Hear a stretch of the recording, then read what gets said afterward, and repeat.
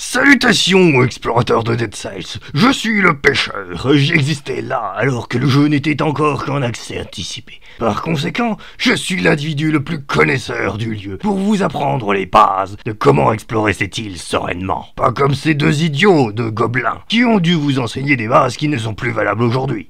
C'est pas notre faute si cette île change constamment. Moi, que des excuses. En vérité, il y a pas mal de trucs encore valables dans leur première vidéo, mais je préfère vous réapprendre les bases en commençant pour les objectifs à accomplir. Vous êtes un homoncule qui a pris le contrôle d'un cadavre, et votre objectif premier est d'atteindre le sommet pour débloquer un pouvoir. Pour cela, vous devrez en premier temps traverser les différents étages jusqu'au roi. En un second temps, vous allez débloquer une cellule de difficulté pour augmenter la difficulté. Ce qui veut dire plus d'accès à des récompenses spécifiques à la difficulté, mais aussi de nouveaux ennemis de plus en plus puissants et nombreux, avec de moins en moins de moyens de vous soigner. J'ai l'impression qu'on se fait tous un peu avoir avec ce genre de contrepartie. Silence, gobelin! L'objectif est d'atteindre le niveau maximum de difficulté, afin d'atteindre le troisième, ultime objectif, finir le jeu, uniquement accessible à ce niveau de souffrance. Ok, alors si j'ai bien compris, pour avoir la vraie fin, faut affronter un boss secret dans un niveau de difficulté maximum?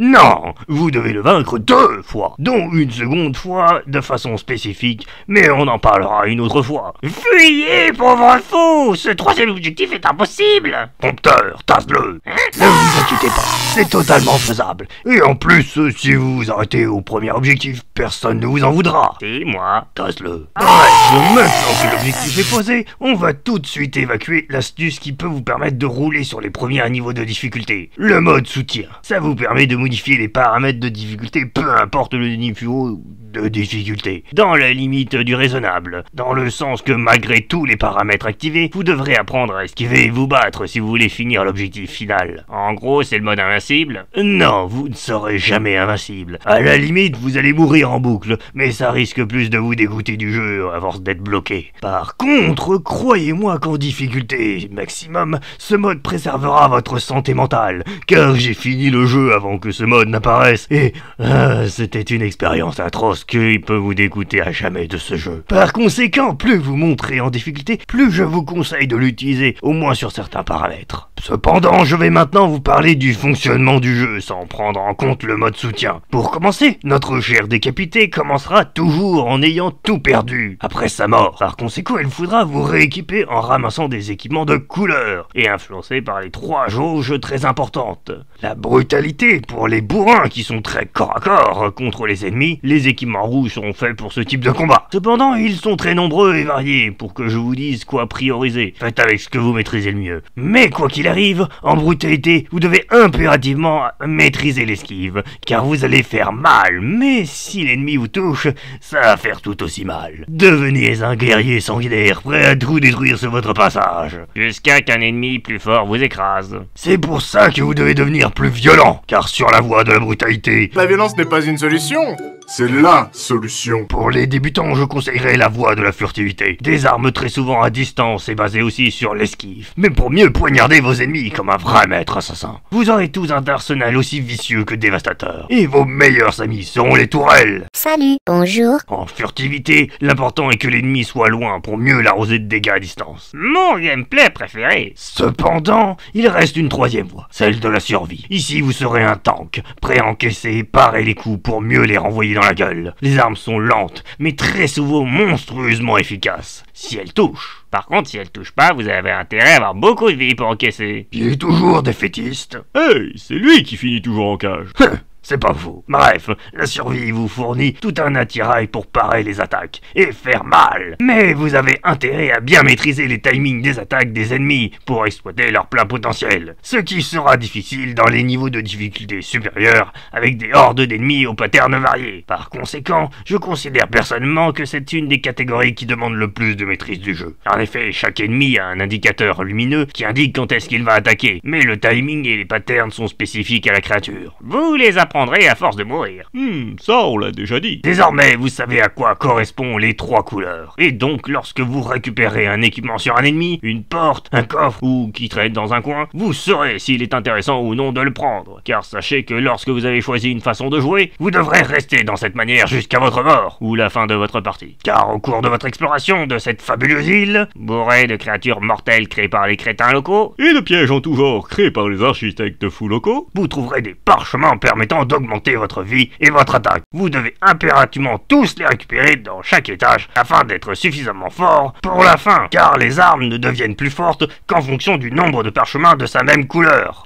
En tout cas, sur les derniers niveaux de difficulté, c'est vital d'accumuler des parchemins. Cependant, elles augmentent votre vie, mais de moins en moins plus vous en accumulez sur une couleur. Donc la stratégie qui vous permettra d'être suffisamment puissant, c'est de tout concentrer sur une seule couleur dont vous avez décidé d'expérimenter la voie. Et ainsi, lorsque vous prenez un parchemin du haut qui vous oblige à choisir une couleur qui n'est pas celle de votre voie, prenez celle que vous avez le moins pour avoir plus de vie. Ainsi, vous accumulez de la puissance et de la vie à chaque étage pour mieux encaisser la difficulté des prochains. Ou vous êtes quelqu'un qui aime le défi et qui compte juste sur son expérience pour tout esquiver. Et tant pis pour les parchemins oubliés.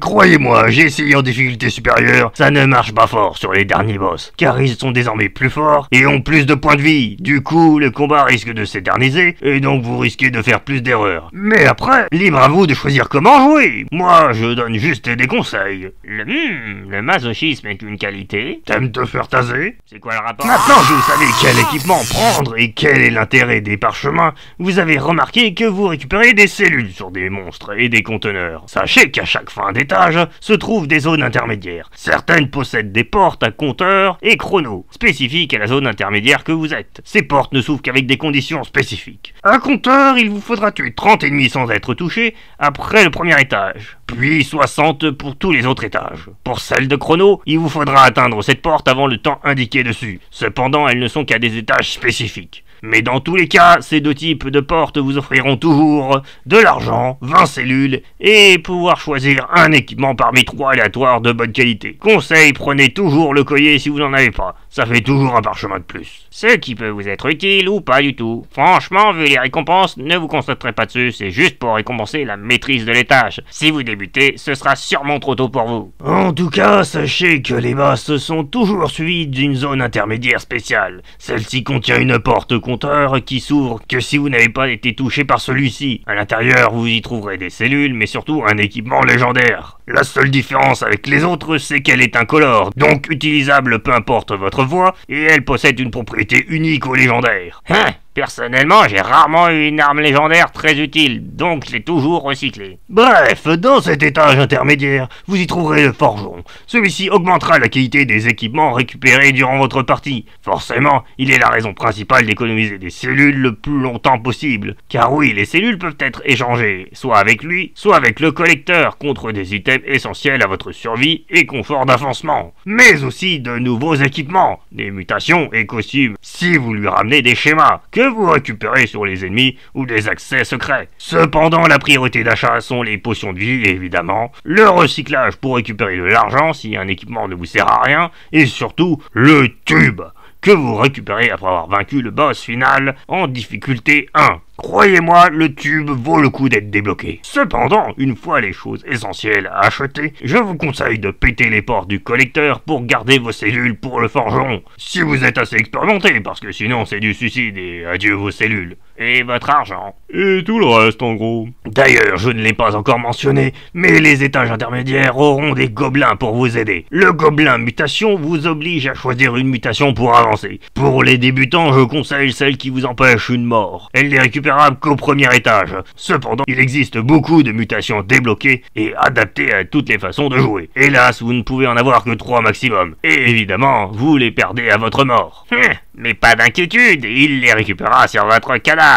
Ça, on l'a aussi déjà dit. Ensuite, on va parler du gobelin apprenti forgeron, qui se débloque après le premier boss. Il sera ensuite dans tous les étages intermédiaires après ça. Celui-ci améliorera votre équipement et basiquement ça le rend plus puissant. Mais ensuite, ça modifie juste ses effets, uniquement ceux en bas, car les effets spécifiques à l'équipement ne bougeront pas. Conseil, gardez votre argent pour améliorer les armes que proche du deuxième boss, car vous allez sûrement changer beaucoup d'équipements au départ. Le truc c'est que vous devez certes améliorer sa qualité, mais ensuite faire en sorte que les effets se complètent entre eux. Genre une tourelle qui fait un effet poison, et votre arme qui inflige plus 100% de dégâts sur l'ennemi empoisonné par exemple. Soyez créatifs avec les synergies. Dans la limite de votre budget, évidemment. Ouais, durant votre aventure, vos seuls moyens de revenus sont de tuer des ennemis, les coffres et les secrets. Donc ne gaspillez pas votre argent chez les marchands. Ils ne seront jamais intéressants avant les tâches qui précèdent le deuxième boss. Contentez-vous des équipements que vous ramassez, les plus intéressants étant souvent dans les coffres maudits. Ils vous donneront toujours une arme incolore, c'est-à-dire un équipement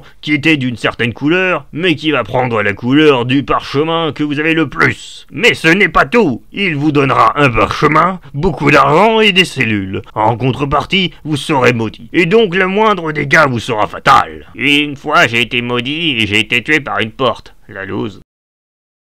Quoi, j'essaye de m'occuper comme je peux. Il faut bien que j'interagisse avec des gens. Prompteur, tasse-le. Ouais bon, pour lever la malédiction, vous devrez tuer le nombre d'ennemis affichés, évidemment sans vous faire toucher. Par conséquent, il est déconseillé d'ouvrir ces coffres si vous galérez déjà. D'ailleurs, vous pouvez être aussi maudit si vous pétez une porte qui vous demande de l'argent. Mais ça vous fait de l'équipement gratuit et un défi personnel. D'ailleurs, en parlant de défis personnels, il y a aussi les failles. Elles sont extrêmement compliquées à voir car leur accès est toujours caché au sol par ce symbole pour l'invoquer. À l'intérieur, forcément, un coffre avec un parchemin et des richesses. Mais une fois ouvert, le seul moyen d'en sortir, c'est de traverser un champ de pièges. Et comment dire qu'en difficulté supérieure, et sans mutation pour réduire les dégâts, ça peut vous tuer. Ou bien vous êtes habitué aux platformers et vous vous en sortirez sans problème. Sinon, niveau secret, il y a des cachettes où vous y trouverez des trésors ou de la nourriture. Mais encore une fois, il vous faudra de bons yeux pour voir les symboles. Cependant, il y a plus simple, les zones de l'or, qui généralement vous offrent des équipements et de l'argent, si vous avez de la chance. Mais après, elles sont différentes selon les tâches. J'en parlerai en détail une prochaine fois. Sachez juste